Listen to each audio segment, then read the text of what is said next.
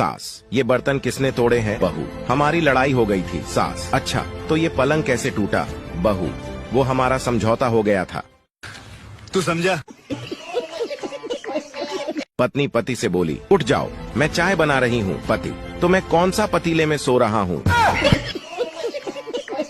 सुहागरात को आप अगर जंग लड़ रहे हो और खून खराबा ना हो तो समझ लेना कि मुल्क पहले ही आजाद हो चुका है। तू समझा? परेशान बीबी एक रात उठकर जन गण मन गाने लगी। पति बोला, ये क्या कर रही हो? बीबी, एक आखिरी कोशिश कर रही हूँ, इस पर तो पूरा भारत खड़ा हो जाता है। तू समझा?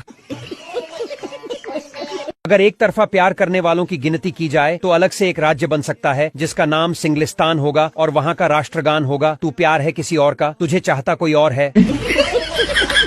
आज मैंने 2 घंटे भैंस को नदी के पानी में नहलाया, फिर जाकर कीचड़ में लौट गई। गुस्सा तो बहुत आया, फिर सोचा चलो फीमेल है, मेकअप तो करेगी ही।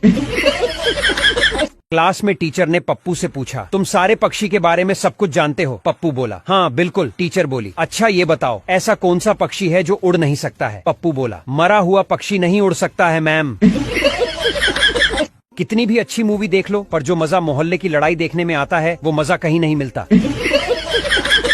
ठंड का समय था, जुड़वा बच्चे अपने कमरे में बैठे थे। एक हंस हंस कर लोटपोट हो रहा था जबकि दूसरा उदास था। पिता बोले, इतना क्यों हंस रहे हो? पहले बच्चे ने बताया, मम्मी ने दोनों बार इसी को नहला दिया। मैंने एक बार दादाजी का फोन साइलेंट मोड से हटा दिया था, तब से मेरे गांव में ये अफवाह फैली कि मैं फोन ठीक कर लेता हूँ। सोचिए, फिजिक्स कितनी आसान होता अगर सेब की जगह पेड़ गिरा होता और न्यूटन वहीं निपट गया होता। जब भी मैं हंसते हुए फोन की तरफ देखता हूँ तो घर वालों को लगता है सेटिंग का मैसेज है। अब उनको कौन बताए, सिंगल लड़के चुटकुले पढ़कर भी खुश रहते हैं। पहले दुकानों में लिखा होता था ग्राहक भगवान है तो देवताओं जैसी फीलिंग आती थी, अब लिखा होता है आप कैमरे की निगरानी में है तो चोरों जैसी फीलिंग आती है। एक 80 साल का बूढ़ा मेडिकल स्टोर गया और बोला, बेटा 2 mg की वियाग्रा की गोली दे दो। मेडिकल वाला बोलता है, बाबा 5 mg से कुछ नहीं होगा, मेरी बात मानो, आपकी उम्र भी ज्यादा है, बढ़िया परफॉर्मेंस के लिए 50 mg की लो।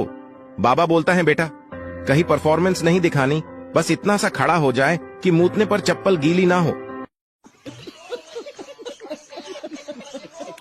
पत्नी सो रही थी, उसके पैरों के पास एक नागिन कुंडली लगा के बैठी थी। पति धीरे से बोला, डसले डसले। नागिन बोली, कमीने चरण स्पर्श करने आई हूँ, गुरु है हमारी।